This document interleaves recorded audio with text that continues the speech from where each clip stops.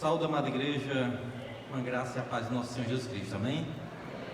O som aqui é bom, né, Beto? O som aqui faz a diferença. Queridos, para nós é um motivo de muita alegria estarmos aqui reunidos para juntos cultuarmos e exaltarmos o nome do nosso Deus, né? Semelhantemente ao que o Beto falou, esses dias eu estava conversando com um dos nossos pastores, um pastor, estava conversando com o pastor pelo telefone e tal, trocando umas ideias, e ele dirigindo e falando no celular, que a gente sabe que não é correto, né? E de repente ele se sentiu trancado por um carro. Na hora que ele se sentiu trancado por um carro, ele disse assim: Robinho, aguarda só um minuto aí, só que deixou o celular desligado e começou a esculhambar o cara. Misericórdia! Rapaz, eu só não vou puxar uma arma aqui para você, sabe por quê? Aí começou a falar um bocado de coisa, meu Deus do céu. Queridos, nós cristãos temos que ter atitude de cristão, né? A realidade é essa, né? Antes de nós abrirmos a palavra de Deus para nós falarmos algo acerca do que Deus já tem ministrado à nossa vida, e que eu tenho certeza que vai ministrar a sua igreja nessa noite, eu gostaria de fazer aqui algumas considerações iniciais, né? E a primeira delas é que é de praxe, né? Eu já falei, eu tenho certeza que todos que chegam aqui dizem a mesma coisa, mas eu vou repetir novamente. Para nós é uma alegria muito grande, é uma honra nós estarmos aqui, a partir do momento que nós recebemos o convite para estar pregando, nosso coração se encheu de alegria, e para nós é uma felicidade muito grande. Eu agradeço desde já a confiança que nos é acreditada pelo pastor Beto, porque eu acredito que além, quando você convida alguém para estar pregando, além da oportunidade que você está dando, você tem que dar crédito a ele, né? Acreditar que ele não vai estar falando nenhuma heresia, né? Para o rebanho na qual ele toma conta, né? E essa é a primeira coisa que eu tenho a agradecer. A segunda coisa, né? Eu gostaria de me apresentar, foi me feita uma apresentação rápida, né? Meu nome é Robson, mais conhecido como Robinho, né? Nós nos congregamos na Igreja de Cristo do Novo Maracanaú, porém 50 ou 70% do nosso coração está aqui na igreja, né? Porque é aqui onde está toda a nossa história, né? O meu início da minha fé cristã foi aqui nessa igreja, no dia da fundação da igreja, né? Eu tenho uma alegria muito grande que eu levo comigo, é um orgulho isso. Por onde eu passo eu digo que o Beto chegou aqui por intermédio de mim, eu que trouxe o Beto para a igreja. Onde eu chego tem um pastor Neto Barroso, um cara muito brincalhão. Ele diz: mas tu já falou para mim isso umas 10 vezes, cara. Mas porque sempre eu costumo dizer, né? E aqui, assim, a gente meio que tem uma identidade com a Igreja de Cristo do Acaracuzinho. Por exemplo, eu fui pregado sábado passado na Igreja de Cristo em Ramal de Flores, em Russas, e o cartaz que colocaram foi Robson da Igreja de Cristo do Acaracuzinho. Aí eu tive que entrar em contato com o pregador e dizer: rapaz, com o pastor Lázaro Maria, ele disse: não, eu sou do Novo Maracanã, mas já fez, pode deixar. Quando eu vou estar pregando sábado no culto de mocidade da Igreja de Cristo do Parque Itamaraty, o pastor Zeilton já colocou lá Robson da Igreja de Cristo do Acaracuzinho. Eu estive pregando no Eusébio, acho que a Narinha lembra, eles foram comigo, e no cartaz estava lá Robson da Igreja de Cristo do Acaracuzinho. E às vezes até eu me confundo, porque eu estava até falando com o Silas, na hora que foi feita a apresentação dos visitantes, eu esqueci de levantar a mão. Permaneci com a mão baixa. Então, queridos, a gente se sente muito à vontade aqui, a gente tem uma história nesse lugar. E uma terceira e última coisa que eu gostaria de considerar nesta noite é o seguinte, pessoal: eu preciso da ajuda de vocês, né? Na realidade, eu preciso que vocês se ajudem. Queridos, durante esses 35 a 40 minutos, no máximo, que nós estaremos falando aqui algo concernente à Palavra de Deus, eu gostaria que durante esse curto momento, eu não vou me demorar, eu gostaria que você evitasse conversar com seu irmão. Tentasse se concentrar, porque eu creio que Deus ele tem uma palavra para você nessa noite. E quando nós conversamos com o nosso irmão, pode acontecer duas possibilidades, né? A primeira, e eu sempre digo isso por onde eu ando, a primeira é que no momento que Deus ia falar com você, você estava distraído e deixou de ouvir a voz do Senhor. Ou então Deus ia falar com o irmão e você atrapalhou o irmão de receber algo da parte de Deus. Então gostaria da sua cooperação. Uma outra coisa também, se tiver sede, eu acredito que durante esse período dá para a gente segurar um pouco a sede. É interessante, irmãos, que quando a gente vai para o cinema, Quem é que gosta, quem tem costume, hábito de ir para o cinema aqui, quem gosta de ir para o cinema? Tem algumas pessoas, né? É legal. Eu particularmente eu não gosto. Para ser sincero, o último filme que eu assisti no cinema, se eu não me engano, foi Os Trapalhões na Terra dos Monstros. Ah não, perdão. Esse eu assisti na casa do Belchior no videocassete que ele tinha, né? O único que tinha o videocassete era esse. Mas eu acho que o último que eu assisti foi Karate Kid 2, foi isso mesmo, eu perdi o 3. Assisti também Loucademia de Polícia, muito bom. Foram os últimos que eu assisti no cinema. Porém, meus amados, quando a gente vai para o cinema, né? Se alguém conversa com a gente, não é só a pessoa que diz, rapaz, cala a boca, é a multidão que está ao redor, faz logo um, né? Se a gente vai para o cinema, a gente está morrendo de sede, porém a gente consegue esperar aquelas 2 horas, que o filme acaba, para que nós possamos beber água.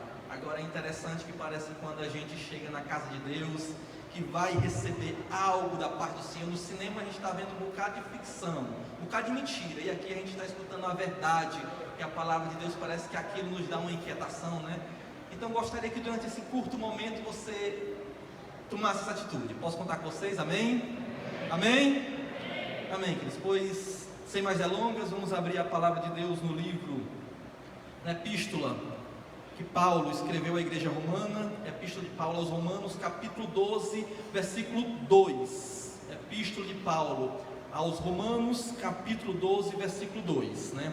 Coincidentemente, há uns 3 meses atrás, mais ou menos, eu não me recordo a data, eu recebi também uma oportunidade para estar aqui na igreja ministrando, na salinha ali para os homens, e eu falei nesse capítulo, porém eu falei o versículo 1. Esta noite nós estaremos ministrando 2. Epístola de Paulo aos Romanos, capítulo 1, versículo 2. Os irmãos que encontraram, fiquem de pé, para que daqui eu identifique o que você achou e todos nós façamos a leitura de forma juntas. Gostaria de agradecer aqui a presença do meu amigo ali, que eu ontem à noite convidei para estar aqui nessa noite, né? Eu esqueci o nome dele. Ele é o irmão do Jim, né? O Jim, que é lá da Igreja de Cristo do Bom Jardim, mas mora aqui no Acaracuzinho, e eu disse para ele que aqui nós temos uma igreja que prega a palavra de Deus e que ele viesse visitar, e estou visualizando ele daqui, estou muito feliz com a sua visita, meu irmão. Convidei ele ontem quando a gente vinha do Bom Jardim para cá. Amém, queridos? Diz assim a palavra de Deus, ó. Epístola de Paulo aos Romanos, capítulo 12, versículo 2.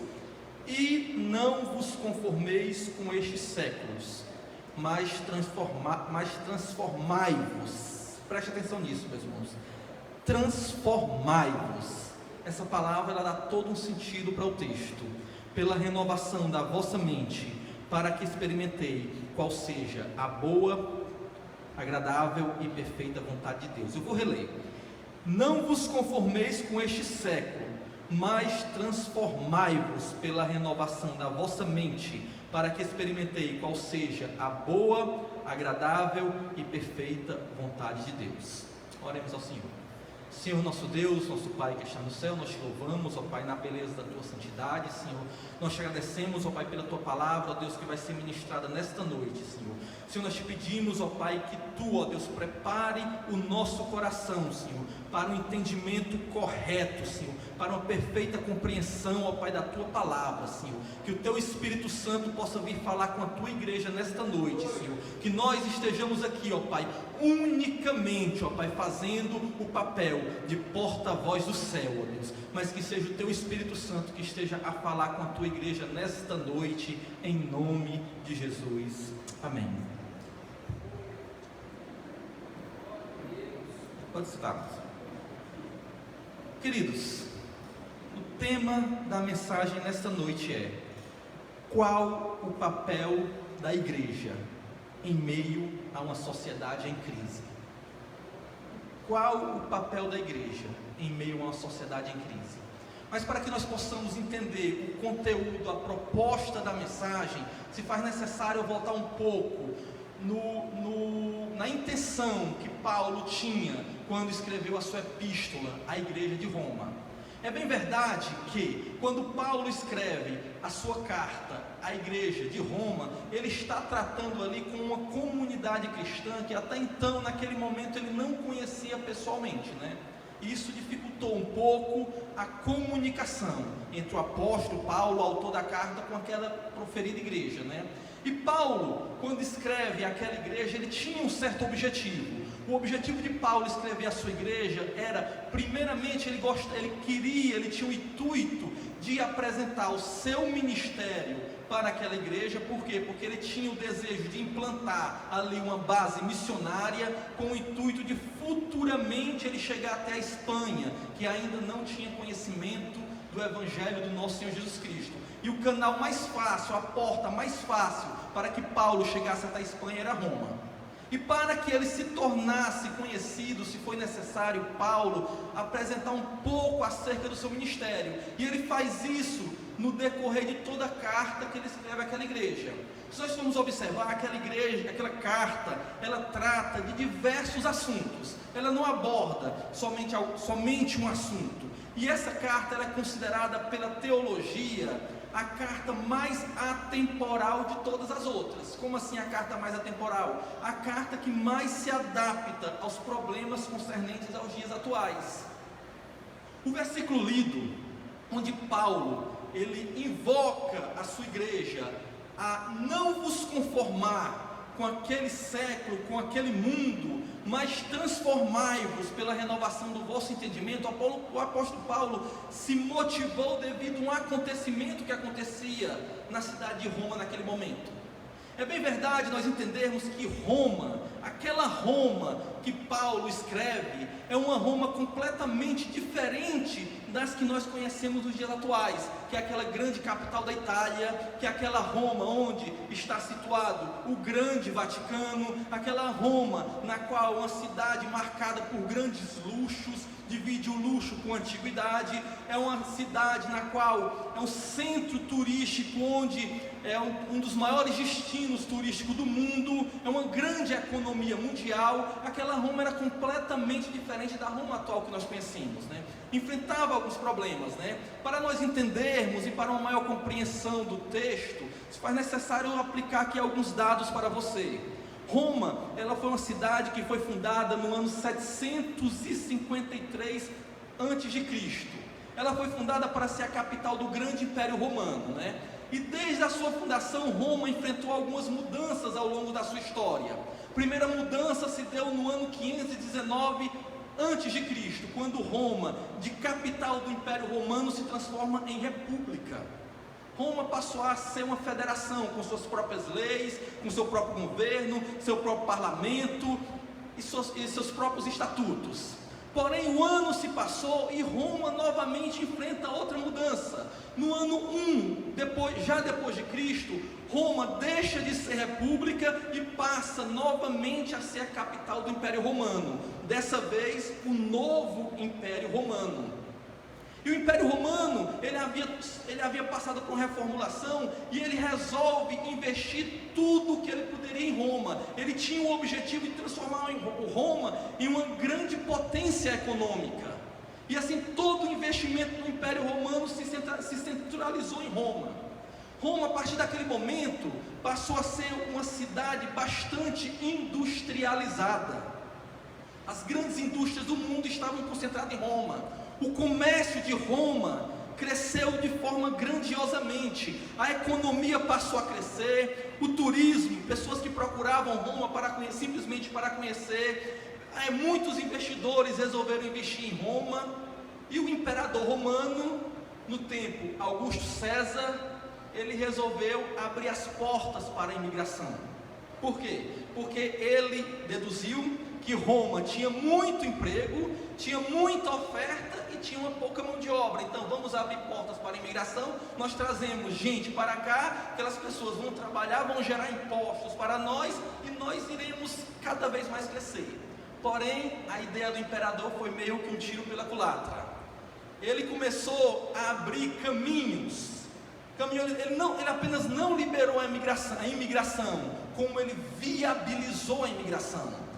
Ele facilitou que o povo saísse do seu local de destino e migrasse para Roma. Ele construiu estradas toda a região ali do Mediterrâneo, toda a cidade, todo vilarejo, toda localidade tinha uma estrada que dava diretamente para Roma.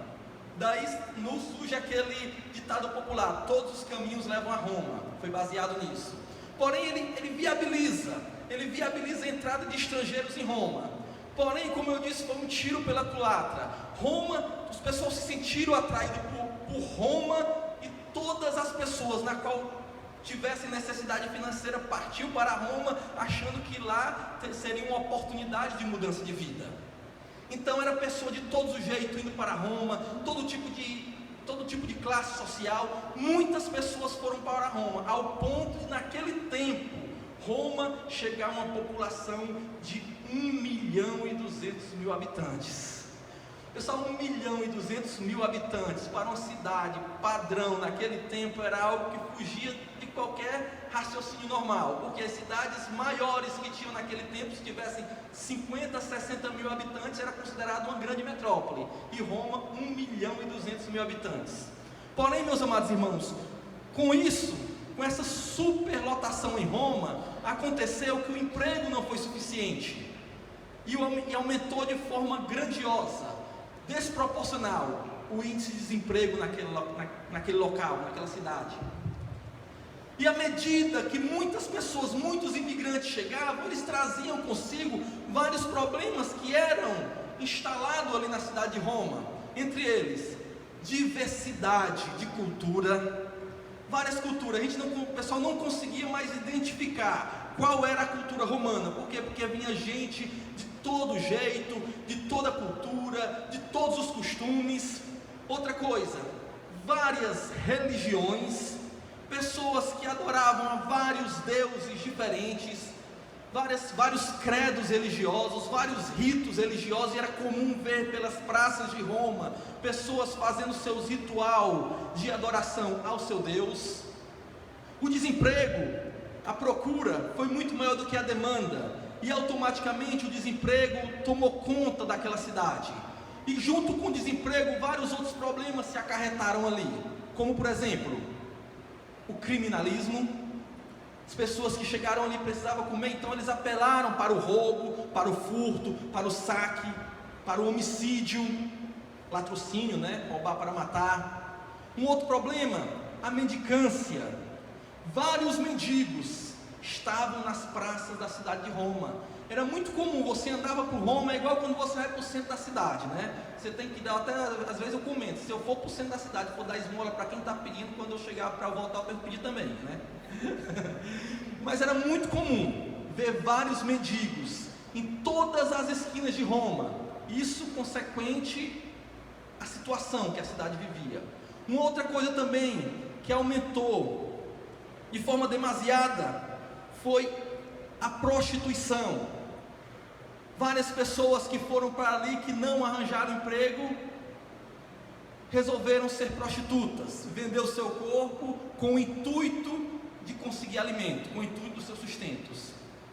E o último problema, não tão menor grave, ou talvez até maior, foi que foi aplicado em Roma, pelos seus administradores, uma cultura de corrupção. A cidade de Roma, de modelo, passou a ser uma cidade corrupta. O governo, ele aplicou uma alta carga tributária em cima da população, e a população pagava impostos altíssimos, e ela era revoltada com aquilo que tinha, com aquela prática. Por quê? Porque 50% da carga que era arrecadada não chegava ao seu destino, ia para os bolsos dos governantes. E os coletores de impostos eram pessoas assim altamente repudiadas pela sociedade. É tanto que a gente for ver o tempo de Jesus, nós iremos lembrar de uma pessoa chamada Zaqueu, que era um coletor de imposto, famoso por cobrar mais do que o que era devido. Ou seja, a corrupção havia se instalado em Roma, uma cultura de corrupção. O governo roubava, o governo massacrava e o governo enriquecia à custa da população. E diante dessa situação na qual Roma vivia naquele momento, e que existia uma igreja cristã inserida naquele local, Paulo escreve esse texto, motivado por essa situação, quando Paulo diz assim: E não vos conformeis com tudo o que está acontecendo, mas transformai-vos. Meu irmão, quando o apóstolo Paulo diz transformai-vos, ele quer dizer que a igreja, ela tem um papel fundamental diante de uma sociedade corrompida. Mas transformai-vos pela renovação do vosso entendimento, para que experimentei qual seja a boa, perfeita e agradável vontade de Deus. Meus amados irmãos, e se nós pegarmos o texto, essa história contada, e formos comparar com os nossos dias atuais, com o nosso Brasil, com a situação atual que nós vivemos, nós iremos perceber que nós não estamos muito atrás do que acontecia. Olhe lá, se nós não estivermos muito pior do que aquela situação. Meus amados irmãos, se nós analisarmos a situação do nosso Brasil, queridos, nós iremos perceber que nós estamos vivendo em meio a um caos. Até parece que a sociedade está em meio a um colapso. A gente analisa como está o nosso mundo, mais precisamente o nosso Brasil, e nós percebemos que a coisa está feia. A realidade, meus amados irmãos, é que crise o Brasil vive desde a sua fundação. Porém, o momento atual que nós vivemos é que nós estamos em meio a uma crise generalizada. Se nós pararmos para analisar, não tem nenhum setor, não tem nenhuma área do nosso país que não esteja passando por crise, que não esteja sofrendo essa crise. Vamos lá fazer uma rápida análise. Se nós formos analisar a nossa economia, nós estamos em crise econômica, pessoal. Um país altamente rico, o Brasil, autossuficiente em petróleo, um país que nós temos um grande potencial econômico, que é o turismo regional. Cada região tem o seu turismo. No norte temos as florestas, no centro-oeste o Pantanal, no nordeste as praias, no sul do país a serra com os frios. E o turismo, ele rende muito dinheiro para o nosso país. Um país que tudo o que planta produz, meus amados irmãos. É incrível. Nosso país é um país abençoado. Se nós quisermos plantar frutas, nós produzimos fruta de acordo com a sua região.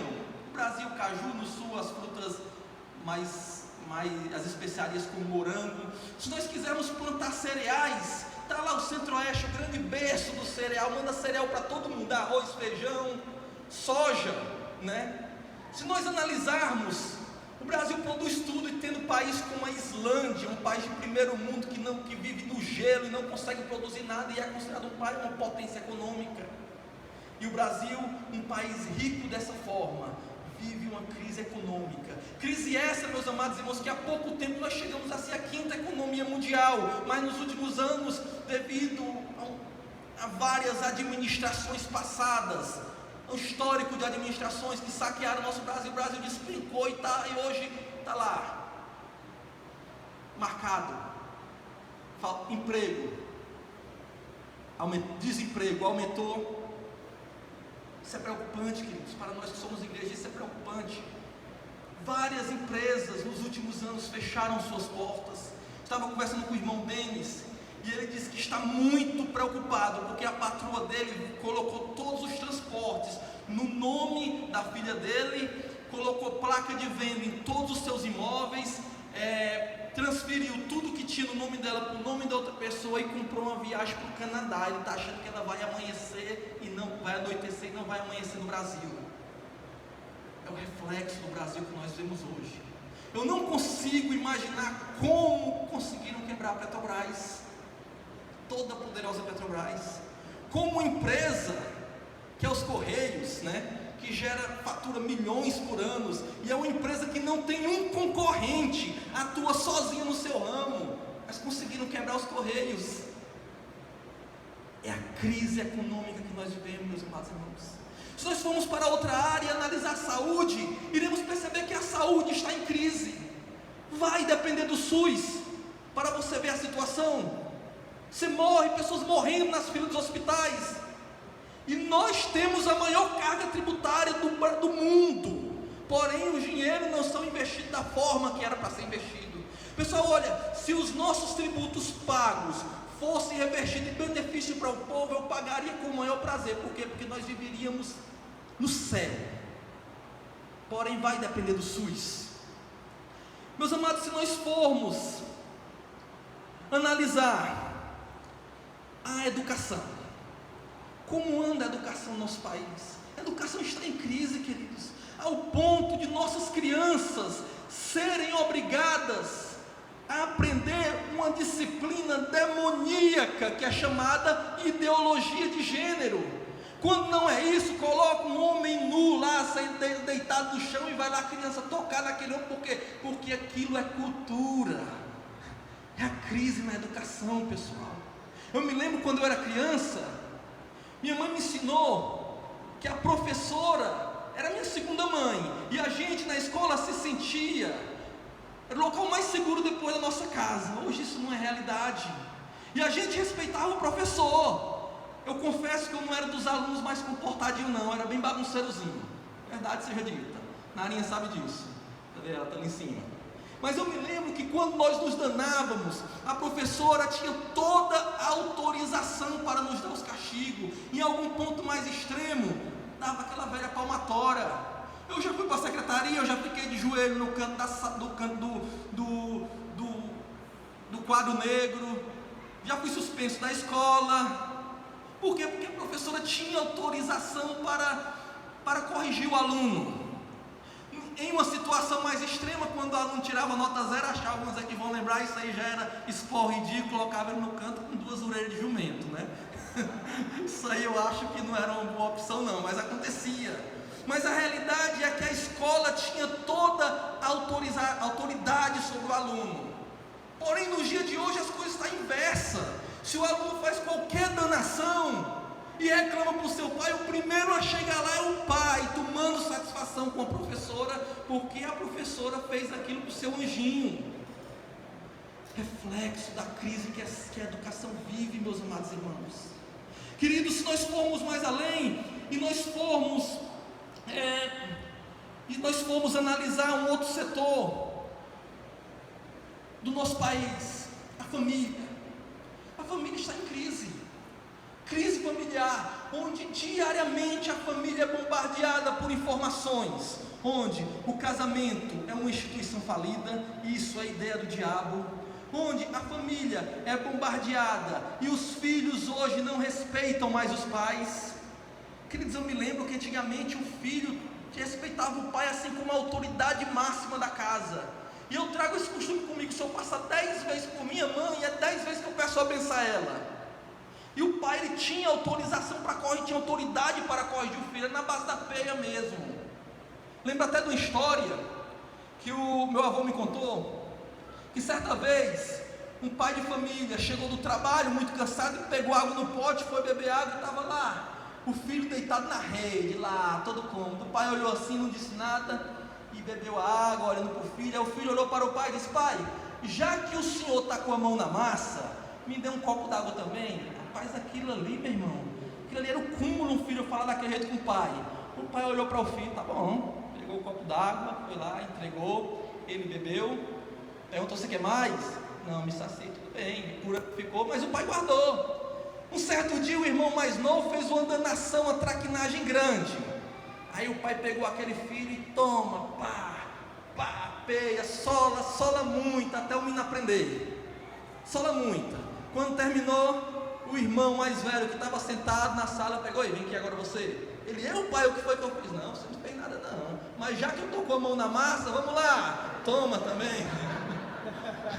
Ou seja, reflexo da autoridade de um pai. Mas hoje o pai não pode mais fazer isso, porque logo quando acontece isso, logo chega o estatuto da criança e adolescente para repreender o pai.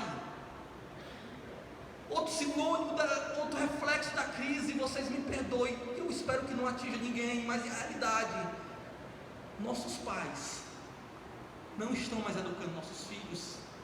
Sabe por que não estão mais educando nossos filhos, queridos? Porque é muito mais cômodo, enquanto a mãe de família faz os afazeres da casa, deixar o filho com o celular, sem ela controlar, assistindo qualquer tipo de porcaria. Alguns filmes infantis, cheios de mensagens subliminares, e a criança só captando. Claro, existem muitos desenhos infantis, filmezinho consagrado também ao Senhor, que é um instrumento mesmo para a educação da criança. Isso aí você faça uso sem moderação. Mas os pais não controlam aquilo que as criancinhas estão assistindo, queridos. Crise na família. Se nós formos mais além, para a segurança pública, está aí o reflexo. Foi o pastor Beto mostrou nesse momento. Somos a cidade com o maior índice criminal do Brasil, pessoal. Isso é preocupante, pessoal. Isso é preocupante para a igreja. Estamos em meio a uma crise na segurança pública, pessoal. Basta nós olharmos o que está acontecendo em meio à nossa sociedade, onde o ser humano hoje, se ele sai para o trabalho, ele sai com medo. Por quê? Porque a impunidade toma conta e os criminosos já não têm mais medo de ir para a cadeia, porque sabe que em breve chega réu primário, cheios de regalias, né? Cheios de regalias. Logo, tornozeleira eletrônica, vai para casa. Enfim, muitos recursos que é dado. Crise na segurança pública. E chega a ser algo berrante, pessoal. Olha, eu estava assistindo uma reportagem esses dias e mostrou a história de um criminoso, um traficante, lá no Rio de Janeiro, que matou um policial. Veja bem, o traficante mata o policial. E a mulher do policial, que não era mulher casada no papel, era uma união estável, porém tinha 2 filhos com ele, está com 3 anos, pessoal, tentando receber a indenização do Estado, algo que é direito dela, algo que aquele cidadão, quando vivo, contribuiu, e parece que foram, se eu não me engano, 13 vezes negado, que é a pensão por viuvez. Porém, o traficante que matou aquele policial com 2 meses, estava recebendo um benefício chamado auxílio reclusão. É o reflexo da crise na segurança pública, pessoal. Isso é preocupante.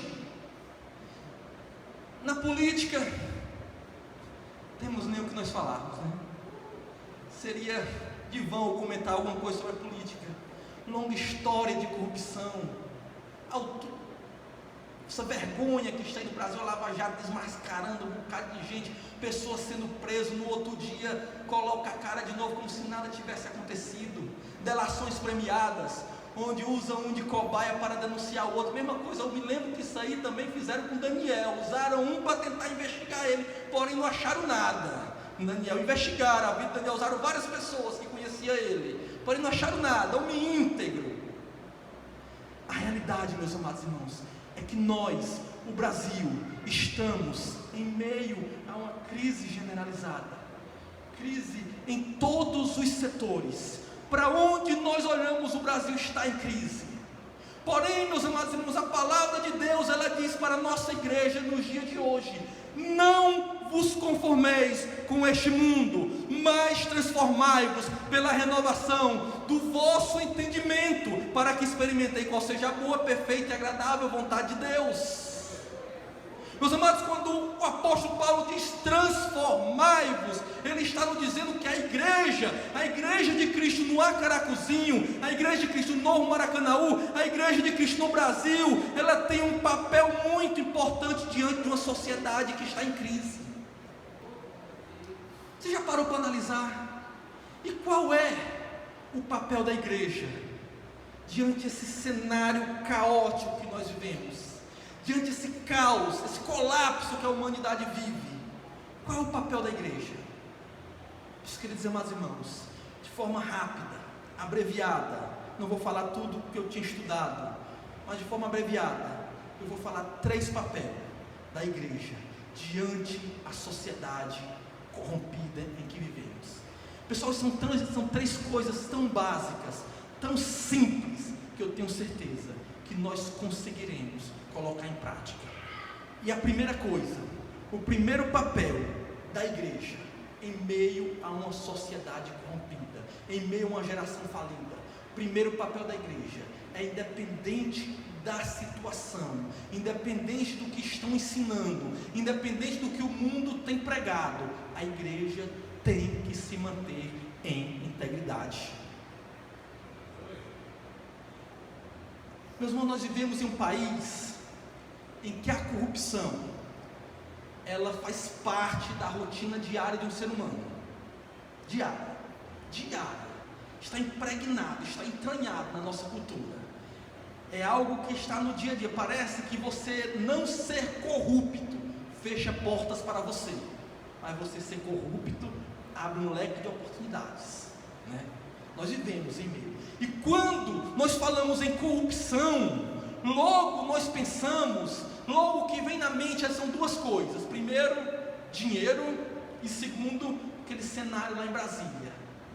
Mas, meus amados irmãos, mas quando se fala em corrupção, ela está nos mínimos detalhes, no nosso dia a dia, no nosso cotidiano, na nossa atitude. Olha, a palavra corrupção, ela significa alterar a origem, alterar o padrão original da coisa. Isso é corrupção, é qualquer alteração no padrão original. Então logo nós entendemos que nós fomos criados para sermos corretos, para andarmos em retidão. Então, queridos, quando nós pensamos em corrupção, não se resume apenas aquilo que a gente vê na televisão todos os dias, mas corrupção está nos mínimos detalhes, meus amados irmãos. Corrupção, ela está no simples ato de nós furarmos uma fila quando quisermos pagar uma conta. E nós cristãos não podemos ter essa atitude, nós temos que nos manter em integridade. Corrupção, meus amados irmãos, ela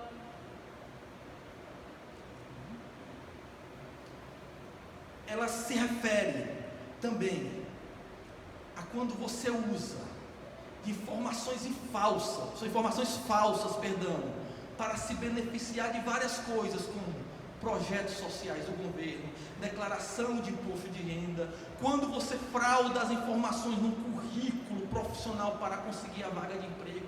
Tudo isso é corrupção, meus amados irmãos. Queridos, corrupção é quando eu utilizo,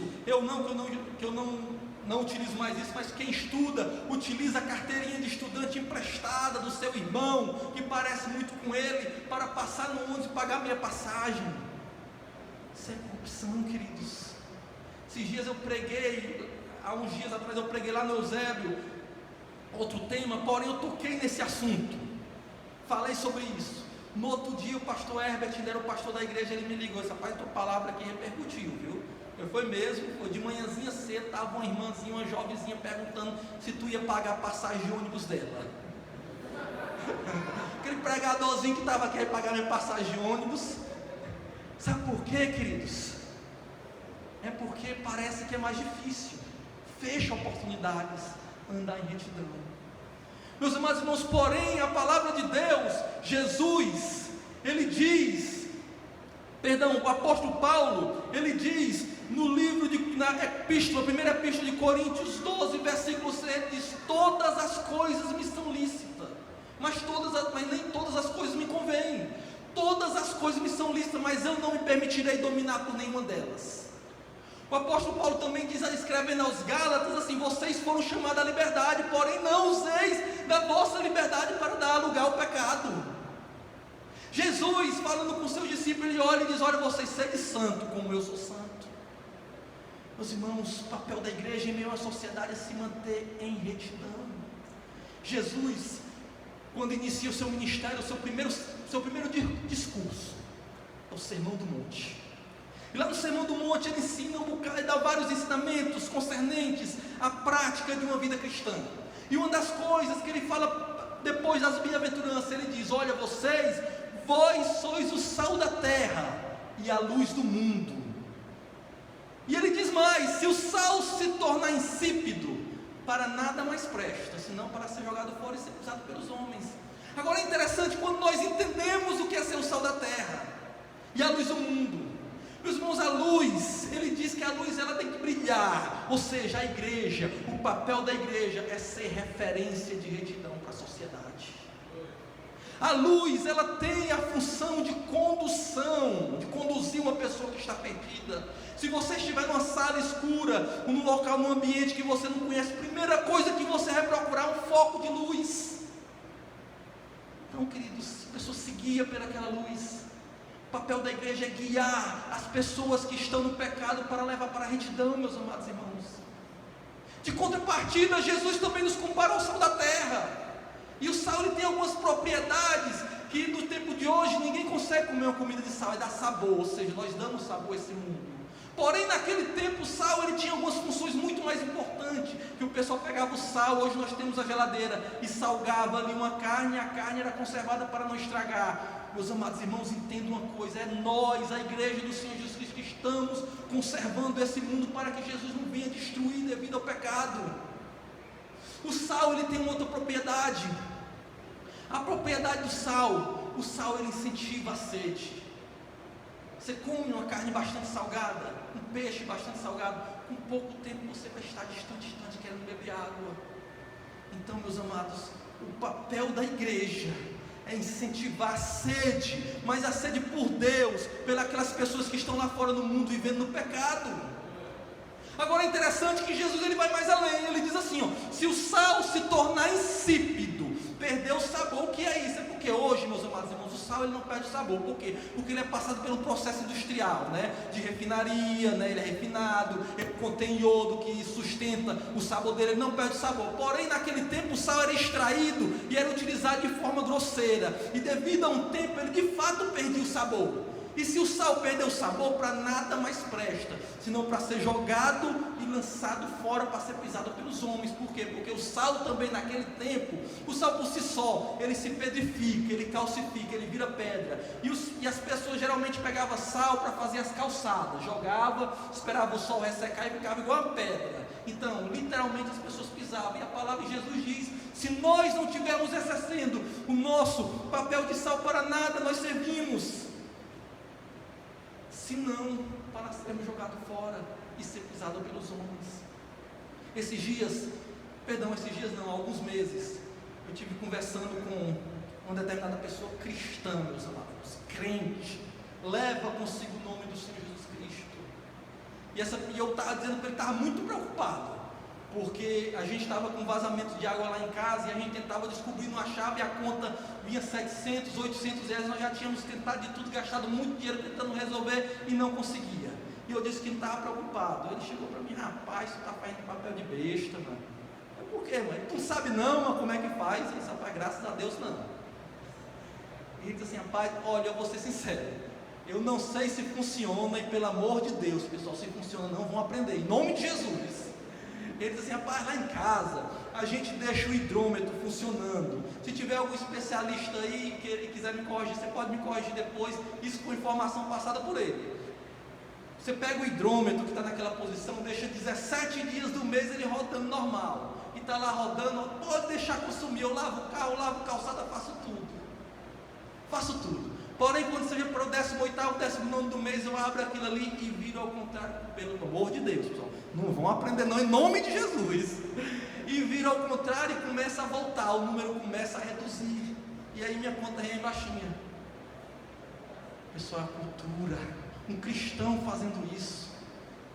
Só sabe qual é uma das maiores dificuldades, que eu me envergonho, e eu oriento a vocês que não façam isso não.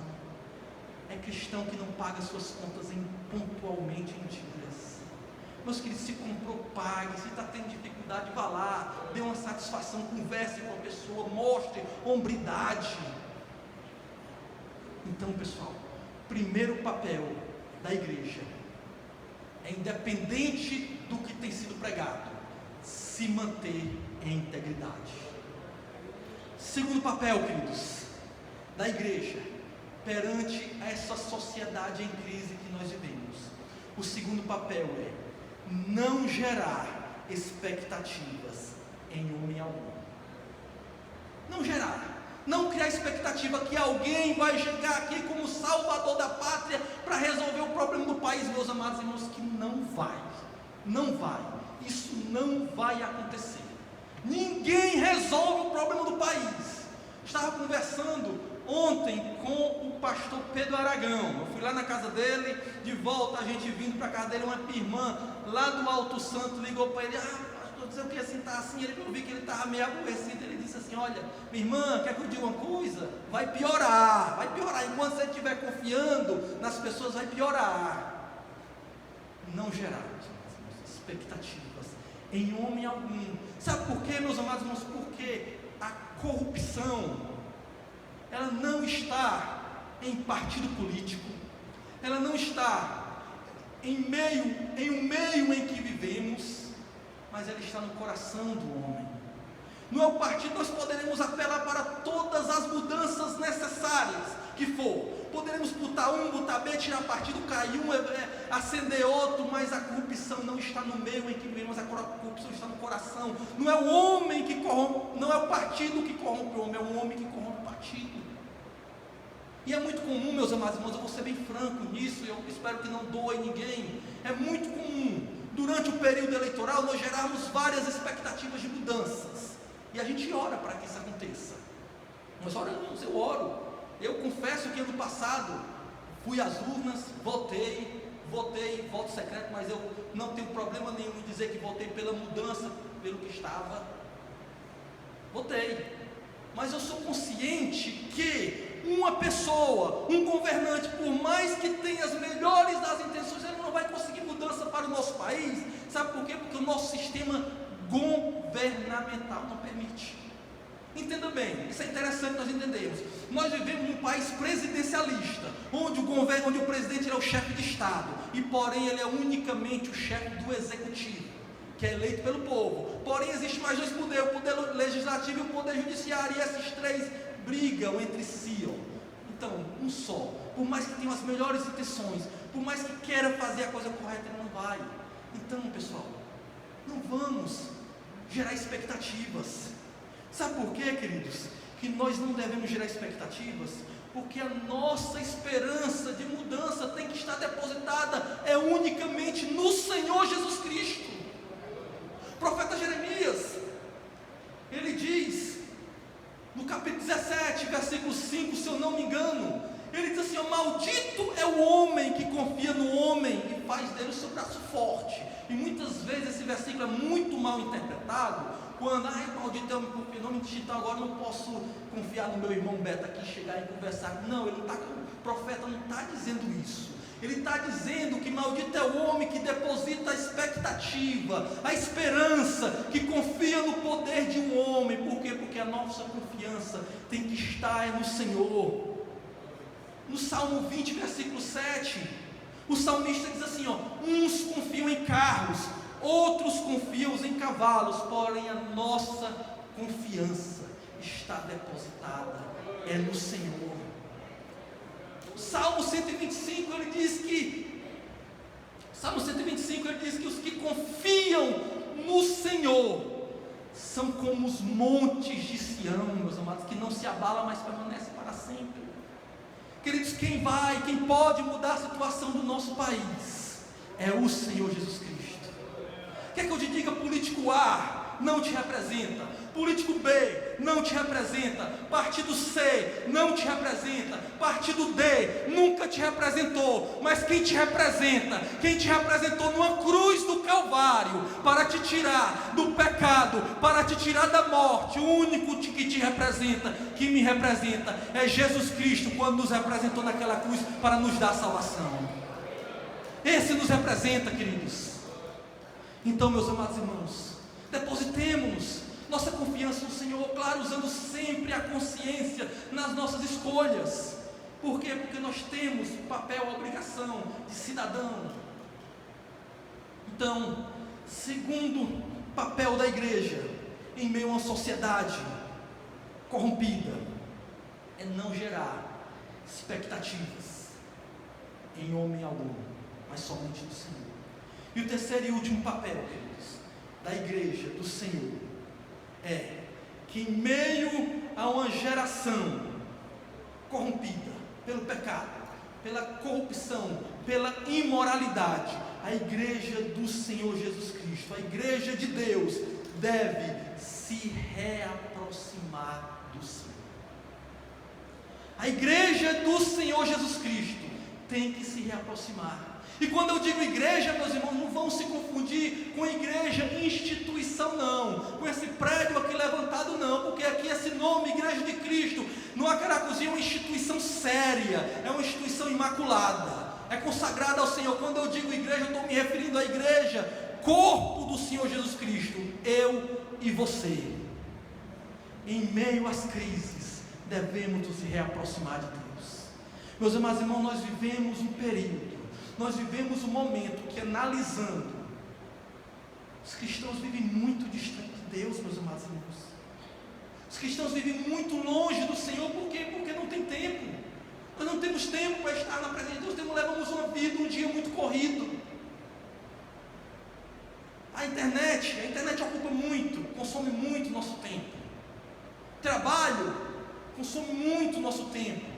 Nós corremos para lá, para cá durante o dia e consome muito nosso tempo. Com isso, nós não percebemos que nós temos cada vez mais se distanciado de Deus.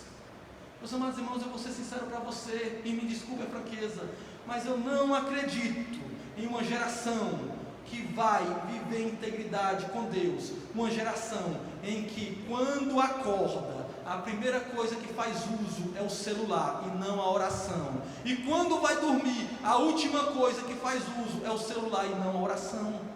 Eu não acredito numa geração que vai fazer mudança nenhuma. Por quê? Porque nós temos que estar na presença do Senhor Jesus Cristo, meus amados irmãos. Meus queridos, eu tenho andado por muitas igrejas aí, conversado com várias pessoas.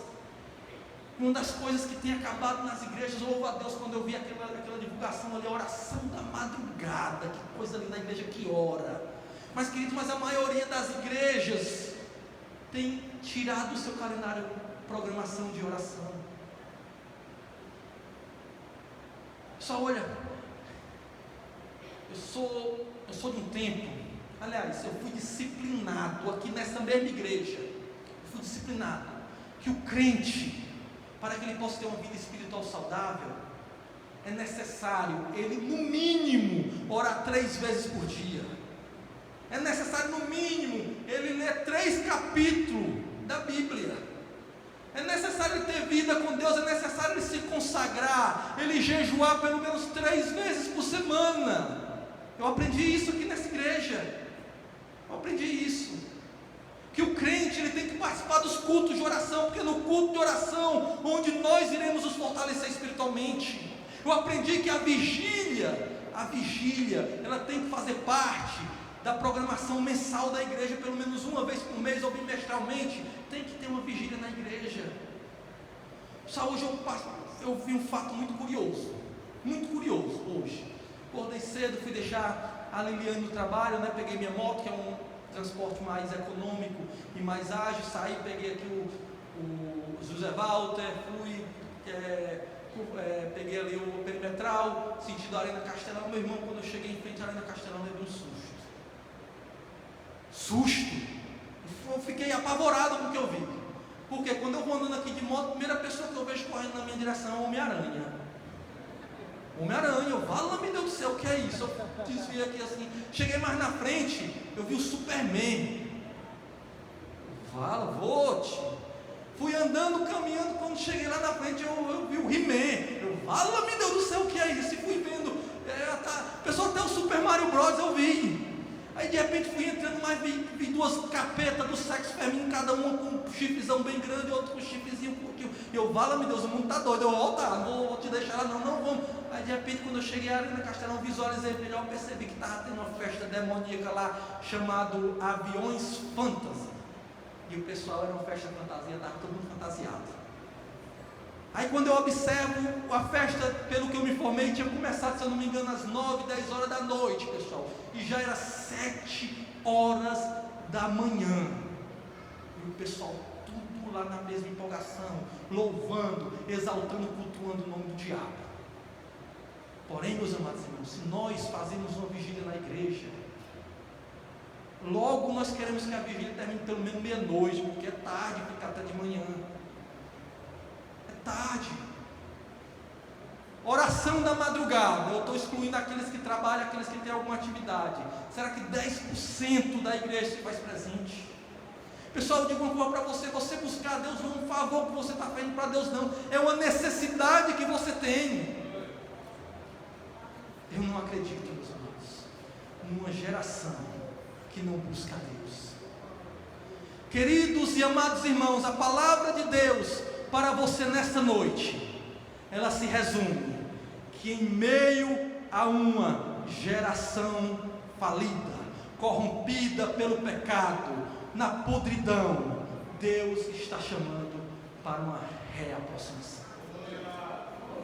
A palavra de Deus para você nessa noite é que Deus quer que você retome com Ele momentos na presença de Deus. Momentos que por algum motivo na caminhada isso pode acontecer com qualquer um de nós. Nós não estamos dizendo, não estou aqui para apontar o dedo.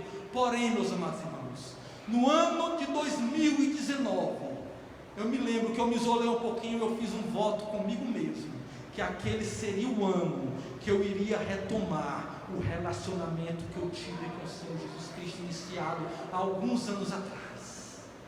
Interessante, meus irmãos, que ao isso acontecer, o começo foi meio espinhoso. Porém, eu comecei a orar, comecei a jejuar, me consagrar, ler a Bíblia, jejuar, porque minha boca está seca, eu não estou imitando a narinha aqui não. A minha boca está seca, eu vejo um pouquinho d'água aqui.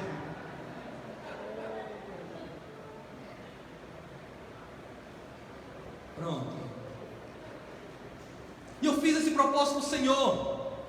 E eu percebi que a partir desse momento, eu comecei a entrar no nível de intimidade com Deus, pessoal, que eu começava a ouvir a voz do Senhor nos mínimos detalhes. Em tudo eu ouvia a voz de Deus. A prova, sabe o que é, pessoal? É que eu vou lhe dizer uma coisa para você. Quando o pastor Beto me convidou para estar aqui pregando, logo eu preparei, eu ia falar sobre o filho pródigo. Foi o que veio no meu coração. Ia falar, ia ministrar, ia falar sobre o filho pródigo. Porém, eu ouvi a voz de Deus hoje à tarde, quando Deus hoje já era mais ou menos, umas 3:30 da tarde, quando Deus tocou no meu coração. Não, o que eu quero que você fale com a igreja é isso. Ouvir a voz de Deus, meus irmãos. Queridos, o convite para o Senhor nessa noite: se reaproxime de Deus. O maior interessado em reatar esse relacionamento de comunhão, de intimidade, é o Senhor. Amém, queridos? Amém. Para finalizar, meus amados irmãos, eu queria deixar apenas alguns pensamentos aqui para nós, né?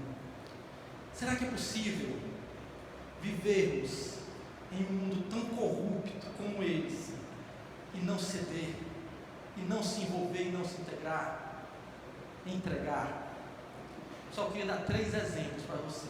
É possível um José viver no Egito ao meio de uma corrupção e preferir ir para a cadeia do que se corromper.